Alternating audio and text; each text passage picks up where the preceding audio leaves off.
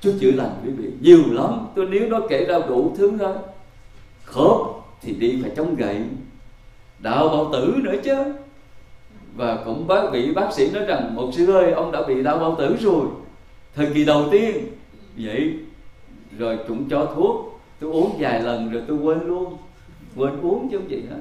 Rồi tôi cũng biết bao tử nó thế nào nữa, nhưng mà cả mười mấy năm nay không hề thấy nó làm khó khăn. Tôi bị polyp ở trong ruột, và bác sĩ phải cho dây vô bên trong laser để cắt ở bên trong đó. Tất cả nhiều thứ lắm. Nhưng mà ôi Chúa cho chúng ta còn sống quý vị. Để chi vậy? Như điều chúng ta nói, chúng ta học được ở trong lời của Chúa, Ngài cho chúng ta còn sống để chúng ta làm gì vậy? Làm những việc nọ việc kia. Chúng ta nói việc nọ việc kia là việc gì vậy? Có phải là kinh doanh để phát tài, để làm chuyện này chuyện nọ cho cá nhân cuộc đời mình không, thưa không? Rõ ràng vì Chúa dạy chúng ta rất là rõ. Chúa nói Chúa cứu chúng ta để chúng ta làm những việc lành mà Ngài đã sắm sẵn trước cho chúng ta làm theo. Nếu tôi làm những việc dữ, những việc ý riêng của mình thì có lẽ Chúa cất mạng sống tôi từ lâu rồi.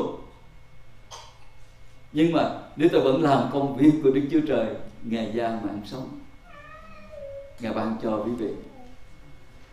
Ở trong lời Chúa Gia Cơ đoạn 4 câu 13 mà hồi nãy chúng ta đã được nghe, tôi xin được đọc lại như sau: hỡi anh em là kẻ nói rằng hôm nay hoặc ngày mai ta sẽ đi đến thành kia, ở đó một năm buôn bán và phát tài. Đoạn này chúng ta đã học nhiều lắm rồi. Đây là một người rất là tốt chứ không phải không. Đây là một người biết làm ăn, một người không có lười biếng, biết suy nghĩ đến cuộc đời của mình tốt, có ý chí mạnh mẽ nữa. Ta sẽ đi đến thành kia, ở đó một năm, quyết định mãnh liệt ghê lắm. Và làm gì? Buôn bán và phát tài. Xong ngày mai sẽ ra thế nào anh em chẳng biết. Vì sự sống của anh em là chi? Chẳng qua như hơi nước, hiện ra một lát rồi lại tan ngay. Nếu chúng ta thấy hơi nước ở ngoài kia nó đẹp tới gần nào, quý vị ơi nhìn kỹ đi, một chút xíu chúng ta thấy nó không còn ở chỗ nó nữa. Cuộc đời của chúng ta giống như vậy. Cho nên chúng ta đừng bao giờ hãnh diện về những gì chúng ta có được, tạo được, xây dựng được. Không có. Ngay cả mạng sống của chúng ta, nếu chúng ta đang sống, nó không phải vì cớ chúng ta muốn sống, hay là chúng ta nhờ uống nhiều thuốc bổ mà chúng ta được sống, mà là vì Chúa cho chúng ta còn sống. Anh em phải nói trái lại: ví bằng Chúa muốn và ta còn sống thì ta sẽ làm việc nọ việc kia. Nếu Chúa muốn và chúng ta còn sống thì chúng ta mới có thể làm việc nọ việc kia. Còn bằng không thì chúng ta sẽ ở trong tình trạng gì? Kìa, anh em lấy những lời kiêu ngạo mà khoe mình, khoe khoang như vậy là xấu. Chúng ta sẽ nghĩ rằng tôi còn nhiều năng lực, tôi còn nhiều sức khỏe, cuộc đời tôi còn dài, tôi còn trẻ. Còn 30 mấy năm nữa tôi mới có thể về hưu, hoặc là lúc đó tôi mới già và tôi mới bệnh và mới chết. Dạ thưa không, chúng ta có thể chết bất kỳ lúc nào nếu Chúa không đẹp ý chúng ta nữa. Chắc chúng ta cũng nhớ câu chuyện Chúa kể về người giàu, ruộng sanh lợi nhiều lắm, và người nói rằng này là điều ta sẽ làm, ta sẽ phá kho tàng, xây kho tàng khác lớn hơn, rồi đem chứa tất cả những của cải vào đó và nói rằng hỡi linh hồn ta, hãy vui vẻ sung sướng vì ngươi có nhiều của lắm rồi để dành dùng lâu năm. Thì Chúa nói sao biết không? Hỡi kẻ dại, chính đêm nay ta sẽ đồi linh hồn ngươi lại. Vậy thì những của cải đó sẽ thuộc về ai? Quý vị, nó không thuộc về chúng ta nữa. Đó là điều chắc chắn. Nhưng tôi tin Chúa sẽ cho chúng ta sống lâu, sống vui, sống hạnh phúc, sống có kết quả, sống làm sẵn danh Chúa. Và nếu Chúa muốn chúng ta sống thì chúng ta sẽ làm. Chúng ta sẽ tiếp tục làm được nhiều điều cho gia đình, cho cộng đồng, cho hội thánh, cho người thân, cho nhiều điều nữa. Còn bằng không, cho cất chúng ta từ lâu rồi quý vị. Và tôi tin chắc rằng mỗi người chúng ta một ngày nào đó chắc chúng ta cũng sẽ đối diện điều này. Sẵn sàng hay không, một ngày nào đó tất cả đều sẽ đến điểm cuối. Có sẵn sàng hay không sẵn sàng, một ngày nào đó tất cả nó sẽ đến chỗ cuối cùng.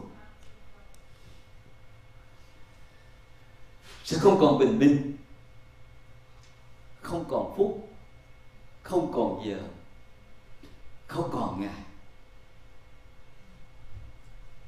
Mọi thứ tôi lượm lặt, dù cất trong kho hay đã quên mất, đều sẽ sang tay người khác. Đây là những sự thật rất là thật quý vị và các bạn. Tài sản, danh vọng và quyền lực phù du của tôi sẽ tàn lụi vào hư không. Tôi có gì hay ai nợ tôi cũng thành vô nghĩa. Cuối cùng thì thù hằn, cay đắng, bực tức và ghen tị của tôi cũng sẽ biến mất. Mọi hy vọng, tham vọng, kế hoạch và dự tính của tôi cũng sẽ tiêu tan. Chắc chúng ta biết rồi phải không? Thắng hay bại đã từng rất quan trọng với tôi, rồi sẽ phai mờ. Tôi từ đâu đến hay đã sống trên lý tưởng nào, rốt cuộc cũng sẽ thành vô nghĩa. Tôi đẹp hay thông thái, điều đó cũng sẽ thành vô nghĩa. Ngay cả giới tính và màu da của tôi cũng không còn thành vấn đề. Vậy điều gì có ý nghĩa? Làm thế nào để đo lường giá trị những ngày sống của tôi? Ý nghĩa không nằm trong cái tôi mua, nhưng trong cái tôi xây. Không nằm trong cái tôi lấy, nhưng trong cái tôi cho. Ý nghĩa không nằm trong thành công, nhưng nằm trong sự quan trọng, tầm quan trọng. Ý nghĩa không nằm trong điều tôi học, nhưng trong điều tôi dạy. Ý nghĩa nằm trong từng hành động chân thật, nhân ái hay hy sinh, làm cho người khác được phong phú, mạnh mẽ và muốn theo gương của tôi. Ý nghĩa không nằm trong khả năng, nhưng trong nhân cách của tôi. Ý nghĩa không nằm trong bao nhiêu người tôi biết, nhưng trong bao nhiêu người sẽ thấy mất mát khi tôi ra đi. Ý nghĩa không nằm trong ký ức của tôi, nhưng trong ký ức của những người yêu thương tôi. Ý nghĩa sẽ nằm trong việc ai còn nhớ tôi, về việc gì và trong bao lâu. Sống một cuộc đời có ý nghĩa không phải là sự tình cờ, đó không phải là hoàn cảnh, mà là sự lựa chọn. Quý vị, cuộc sống của chúng ta không phải là một sự tình cờ. Không phải tình cờ mà chúng ta có mặt ở đây, không phải tình cờ mà chúng ta vẫn tiếp tục sống, mà bèn là một sự lựa chọn. Lựa chọn gì vậy? Đó là Đức Chúa Trời Ngài đã lựa chọn chúng ta và để cho chúng ta sống. Và chúng ta lựa chọn trong cuộc sống này, đó là chúng ta sống và sống sáng danh Ngài. Xin hãy sử dụng cuộc sống của chúng ta làm sáng danh Chúa, hầu việc phục vụ trung tín với Chúa để ngày Chúa trở lại. Tôi không biết khi nào, mặc dù cho chúng ta đều nghe tin rồi 21 tây này Chúa sẽ trở lại, phải không? Nhưng mà đừng tin, 21 tây này thì còn có mấy ngày, 6 ngày. Nhưng mà đừng tin, vì Chúa có thể trở lại sớm hơn nữa. Ai biết được nếu tối nay Chúa trở lại, có lẽ trễ hơn nữa.